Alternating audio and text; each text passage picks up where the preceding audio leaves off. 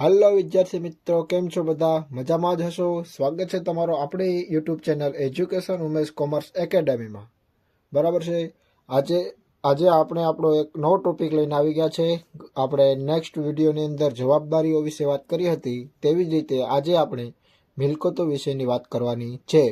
તમને ન ખબર હોય તો જણાવી દઉં વિદ્યાર્થી મિત્રો કે ધોરણ 11માંનું પહેલું ચેપ્ટર આપણે ચાલુ છે. ધોરણ 11 કોમર્સનું પહેલું ચેપ્ટર નામોના પારિભાષિક શબ્દો આપણે ચેપ્ટર ચાલુ છે. બરાબર છે. તો ચાલો હવે વિડીયોની શરૂઆત કરીએ. આજનો ટોપિક આપણો રહેવાનો છે મિલકતો ઉપર. કોના ઉપર રહેવાનું છે વિદ્યાર્થી મિત્રો? મિલકતો પર. બરાબર છે. તો પહેલા જોઈ લઈએ મિલકતો કોને કહેવાય, મિલકતો એટલે શું અથવા તે કોને કહેવાય. બરાબર. તો મિલકતો એટલે કે કોઈ પણ અદ્રશ્ય વસ્તુ જે ધંધાની માલિકીની હોય. કોની હોય? ધંધાની માલિકીની હોય. બરાબર. અને તેનું નાણાકીય મૂલ્ય, બરાબર, તેનું નાણાકીય મૂલ્ય તેને મિલકત કહેવાય છે. એટલે કે શું કહેવાય? કે જેનું નાણાકીય મૂલ્ય હોય. બરાબર. શું હોય? નાણાકીય મૂલ્ય. તો કે મિલકત એટલે કે કોઈ પણ અદ્રશ્ય મિલકત કે દ્રશ્ય મિલકત. બરાબર છે. વસ્તુ ધંધાની માલિકીની હોય એટલે કેની માલિકીની હોવી જોઈએ? તો કે ધંધાની માલિકીની હોવી જોઈએ. બરાબર. ધંધાની માલિકી હોય અને તેનું નાણાકીય મૂલ્ય શું હોય? નાણાકીય મૂલ્ય બજારમાં નાણાકીય મૂલ્ય પણ એનું હોય. બરાબર. તેને શું આપણે કહીશું? મિલકતો. શું કહીશું? મિલકતો. બરાબર છે. બીજી રીતે વ્યાખ્યા મારી રીતે જો હું આપું તમને, તો હું કહું કે મિલકતો એટલે કે ધંધાના રોજબરોજના, હું એ ધંધાના મારી રીતે જો તમને હું આપું તો હું કહી શકું કે ધંધાના રોજબરોજના ઉપયોગમાં આવતી ચીજ વસ્તુઓ. શું કહેવાય? ચીજ વસ્તુઓ અને શું કહેવાય? મિલકત. બરાબર છે. તો કે ધંધામાં રોજબરોજ આપણે જે કાર્ય કરતા હોય એમાં આપણા ધંધામાં આપણે રોજબરોજના કાર્યક્રમોમાં ઉપયોગમાં આવતી હોય તેને શું કહેવાય? મિલકતો. બરાબર છે. હવે મિલકતોના કેટલા પ્રકારો છે આપણે જોઈ લઈએ. પહેલું છે ધંધાને, પહેલું શું છે? બિનચાલુ મિલકતો. કેવી મિલકતો? તો કે બિનચાલુ મિલકતો. જેવી જ રીતે આપણે જવાબદારીની અંદર જેમ બિનચાલુ જવાબદારી હતી તેવી જ રીતે બિનચાલુ મિલકતો વિશે જોવાનું છે. તો કે લાંબા ગાળાની મિલકતો અને સ્થિર મિલકતો તરીકે ઓળખવામાં આવે છે. બરાબર છે. આને કેવી ગણવામાં આવે? લાંબા ગાળાની મિલકતો અથવા કેવી? સ્થિર મિલકતો. કેવી મિલકતો? સ્થિર મિલકતો. બરાબર છે. બિનચાલુ મિલકતોમાં કોનો સમાવેશ થાય તો એ જણાવી દો. બરાબર છે. તો કે બિનચાલુ મિલકતોમાં કોનો? તો કે જમીન, મકાન, પાઘડી, કોપીરાઇટ. બરાબર છે. Copyright, trademark. બરાબર. પછી છે યંત્રો. બરાબર. આવી મિલકતોનો કોનો ઉપયોગમાં થાય છે? બિનચાલુ મિલકતોની અંદર. બિનચાલુ મિલકતોના વિદ્યાર્થી મિત્રો બે પ્રકાર છે. ક્યાં? એક તો અદ્રશ્ય મિલકત. કયા? અદ્રશ્ય મિલકત. કેવી મિલકતો? અદ્રશ્ય મિલકત. આની વ્યાખ્યા શું થાય? તો વ્યાખ્યા તમને જણાવી દઉં કે જે મિલકતને જોઈ શકાતી ન હોય. કેવી હોય? જોઈ શકાતી નથી. પછી સ્પર્શી શકાતી નથી. તેને શું કહેવાય? અદ્રશ્ય મિલકત. બરાબર છે. અદ્રશ્ય મિલકત. એમાં કેનો સમાવેશ થાય? તો કે એક પહેલું છે પાઘડી, બીજું છે પેટર્ન. કેવું? પેટર્ન. પછી ત્રીજું છે કોપીરાઇટ. બરાબર. કોપીરાઇટ. અને ચોથું છે ટ્રેડમાર્ક. બરાબર. બરાબર. આ શું કહેવાય? અદ્રશ્ય મિલકત. તો કે પાઘડીને આપણે જોઈ શકતા નથી, કોપીરાઇટને જોઈ શકતા નથી, ટ્રેડમાર્કને જોઈ શકાતા નથી. બરાબર છે. કે કોપીરાઇટને આપણે જોઈ શકતા નથી એટલે એના અદ્રશ્ય મિલકત કહેવાય. અને બીજું શું આવે આની અંદર? તો કે દ્રશ્ય મિલકત. કેવી મિલકત? દ્રશ્ય મિલકત. બરાબર. દ્રશ્ય મિલકતમાં શું કે જે મિલકતને આપણે જોઈ પણ શકીએ. કેવી રીતે જોઈ શકીએ? વાસ્તવમાં એની કિંમત આપણે જોઈ શકતા હોય, પછી એને શું કહેવાય? તો સ્પર્શી પણ શકતા હોય. બરાબર છે. જેને જોઈ શકીએ, જેને સ્પર્શી શકીએ તેને શું કહેવાય? દ્રશ્ય મિલકત. કેવી મિલકત? દ્રશ્ય મિલકત. એમાં કેનો સમાવેશ થાય? તો કે જમીન છે, મકાન છે, યંત્રો છે. બરાબર છે. કોઈ મશીનરી છે. આવે આવી મિલકતોનો કેમાં સમાવેશ થાય કે દ્રશ્ય મિલકત. તો આપણે મિલકત એટલે શું વ્યાખ્યા જોઈ લીધી, એમાં બિનચાલુ મિલકત જોઈ લીધી. બિનચાલુ મિલકતમાં બે, દ્રશ્ય અને અદ્રશ્ય અને દ્રશ્ય. તો દ્રશ્ય મિલકત એટલે કે જેને જોઈ શકાય, જેને સ્પર્શી શકાય તેવી મિલકતોને દ્રશ્ય મિલકત કહે છે. દાખલા તરીકે જમીન, મકાન, યંત્રો અને મશીનરી. અદ્રશ્ય મિલકત એટલે કે જેને જોઈ શકાતી નથી, જેને સ્પર્શી શકાતી નથી, તેને શું કહેવાય? અદ્રશ્ય મિલકત. હવે આગળ વધીએ વિદ્યાર્થી મિત્રો. હવે આવે છે ચાલુ મિલકતો. કેવી મિલકતો? ચાલુ મિલકતો. બરાબર છે. તો ચાલુ મિલકતો પર કેવી? ચાલુ જવાબદારી જેવી જોવા મળશે.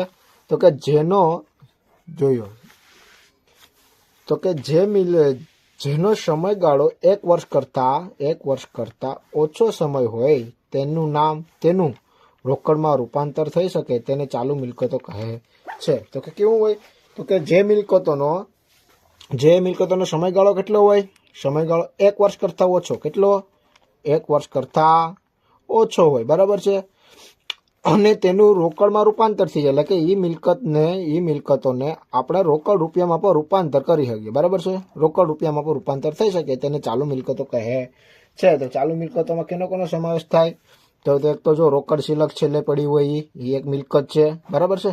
રોકડ શિલક અને બેંક શિલક.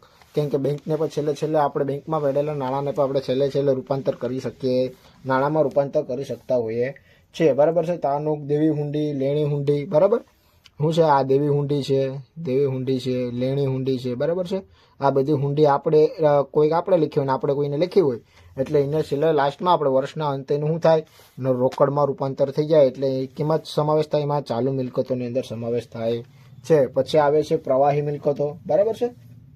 કેવી મિલકતો? કે ચાલુ મિલકતનો પેટા ભાગ તરીકે આ છે. બીજી કઈ આવે? પ્રવાહી મિલકત. કેવી? પ્રવાહી. બરાબર છે. પ્રવાહી મિલકત. બરાબર છે. તો પ્રવાહી મિલકતમાં છે કે આ પ્રકાર મિલકતને ઓળખવામાં આવે છે જે સ્ટોક સિવાયની ચાલુ મિલકતો પ્રવાહી મિલકતો તરીકે ઓળખવામાં આવે છે. બરાબર છે. તો આ કેવી? તો કે સ્ટોક સિવાય. તો કે સ્ટોક તો શું છે? આખો સ્ટોક વધ્યો હોય કે સ્ટોક સિવાયની બધી જ ચાલુ મિલકતો પ્રવાહી મિલકતો તરીકે કે જેનું વર્ષના અંતે શું થાય? રોકડમાં રૂપાંતર થઈ જાય. દેવાદારો છે તો છેલ્લે જાતે દેવાદારોના રૂપિયા આવી જતા હોય, લેણી હુંડીના આવી જતા હોય. બરાબર છે. લેણી હુંડીના પૈસા આવી જતા હોય એને શું કહેવાય? પ્રવાહી મિલકતો કહેવાય છે. બરાબર છે. તો કે વાસ્તવિક મિલકત. પછી શું આવે છે વિદ્યાર્થી મિત્રો? વાસ્તવિક મિલકત. કેવી મિલકત? વાસ્તવિક. કેવી મિલકતો? વાસ્તવિક મિલકત. કેવી? વાસ્તવિક મિલકતો. તો કે આ વાસ્તવિક મિલકત એટલે કે તો કે જે મિલકતોનું બજાર કિંમતમાં મૂલ્ય હોય, બજારમાં મૂલ્ય હોય. બરાબર છે. વાસ્તવિક મિલકતો કેમાં હોય? તો કે જેનું બજારમાં ઉપજ અથવા તો મૂલ્ય મળી જાય એટલે એને વેચીને આપણે રોકડ રૂપિયા મળી શકતા હોય. બરાબર છે. રોકડ મળે તેને શું કહેવાય? વાસ્તવિક મિલકત. શું કહેવાય? વાસ્તવિક મિલકત. જો દાખલા તરીકે જો કોઈ માલ વેચો હોય એનું હું વેચાણ કરીએ, વેચાણ કરીને શું મળે? રોકડ. એટલે આને શું કહેવાય? વાસ્તવિક મિલકત. તો બીજું શું આવે છે? તો કે અવાસ્તવિક મિલકતો. શું આવે? અવાસ્તવિક મિલકતો. શું આવે? અવાસ્તવિક મિલકતો. તો કે અવાસ્તવિક મિલકતોમાં કેવું છે? તો કે જો આ વાસ્તવિક મિલકત છે ને કે જેની બજાર કિંમત આપણે મળી જાય. બરાબર છે. તો આ શું હોય? તો કે એવી મિલકતો કે જેની બજારમાં કોઈ મૂલ્ય જ નથી. કેવું હોય? મૂલ્ય નથી અથવા તો એ મૂલ્ય અથવા તેનું મૂલ્ય માપી શકાતું ન હોય. માપી શકાતું નથી તેને શું કહેવાય? અવાસ્તવિક મિલકતો. શું કહેવાય? અવાસ્તવિક મિલકતો. બરાબર છે. તો શું છે કે બજાર મિલકતો છે પણ એનું બજારમાં કેટલું મૂલ્ય છે તે માપી શકાતું નથી. એટલે કે કોઈ પણ માલ પડ્યો રહ્યો કે આખો સ્ટોક પડ્યો રહ્યો કે 50,000ની મેં વસ્તુ બનાવી છે એમાં એટલો માલ પડ્યો રહ્યો છે પણ એની બજાર કિંમત કેટલી છે કંઈ ખબર પડતી નથી. તો એને શું કહેવાય? અવાસ્તવિક મિલકતો. બરાબર છે. આમાં કેવું નહીં થાય કે ડિબેન્ચર બહાર પાડવાનો ખર્ચ. બરાબર છે. ડિબેન્ચર બહાર પાડવાનો ખર્ચ. બરાબર છે. આ બધી કેમાં આવે? તો કે વાસ્તવિક મિલકતો તરીકે ઓળખવામાં આવે છે. બરાબર છે. આજે આપણે કેટલો આ મિલકતનો આપણો ટોપિક વિદ્યાર્થી મિત્રો પૂરો થઈ ગયો. જો શું શીખી લેતા હતા કે મિલકતોની વ્યાખ્યા જોઈ લીધી, બિનચાલુ મિલકતો જોઈ લીધી, દ્રશ્ય મિલકત, અદ્રશ્ય મિલકત જોઈ, દ્રશ્ય મિલકત જોઈ. બરાબર છે. ચાલુ મિલકતની વ્યાખ્યા જોઈ. ચાલુ મિલકતની અંદર આપણે કયું કયું પ્રવાહી મિલકત જોઈ, બરાબર છે. પ્રવાહી મિલકત એટલે કે જેનું નાણાંમાં રૂપાંતર કરી શકાતું હોય, બરાબર છે. એને શું કહેવાય? પ્રવાહી મિલકતો. કેનો આખો સ્ટોક સિવાય બધી જ મિલકતોને કેવી ગણવામાં આવે? તો કે પ્રવાહી મિલકત તરીકે. પછી કેવું છે? વાસ્તવિક મિલકત. તો કે જે બજારની કિંમત કરતાં, બજાર કે જે આપણી પાસે છે ને એનું બજારમાં મૂલ્ય હોય તેને કેવી મિલકત તરીકે કહેવામાં આવે છે? તો કે પ્રવાહી મિલકત તરીકે ઓળખવામાં આવે, વાસ્તવિક મિલકત તરીકે ઓળખવામાં આવે છે. બીજું શું જોયું? તો કે અવાસ્તવિક મિલકત. તો કે અવાસ્તવિક મિલકત કોને કહેવાય? તો કે ભાઈ અમારી મિલકત છે અમારી પાસે, પણ એનું બજારમાં કોઈ મૂલ્ય માપી શકાતું જ નથી, બરાબર. એનું બજારમાં કેટલું મૂલ્ય છે તે મને કે તમને કોઈને ખબર જ નથી, તો તેને શું કહેવાય? અવાસ્તવિક મિલકતો. વિદ્યાર્થી મિત્રો, અહીંયા આપણો આ મિલકતોનો ટોપિક, બરાબર છે, ટોપિક પૂરો થયો છે, બરાબર. જો તમને વિદ્યાર્થી મિત્રો વિડીયો આપણો ગમતો હોય, જો તમને ઇઝીલી સમજાઈ જતો હોય તો કોમેન્ટમાં જણાવી દેજો, અને ન સમજાતું હોય ને તમારે નવો કયો વિડીયો જોઈએ છે એ પણ તમે કોમેન્ટમાં જણાવી શકો છો વિદ્યાર્થી મિત્રો. ત્યાં સુધી તમને બધાને all the best, keep it up, જય સોમનાથ.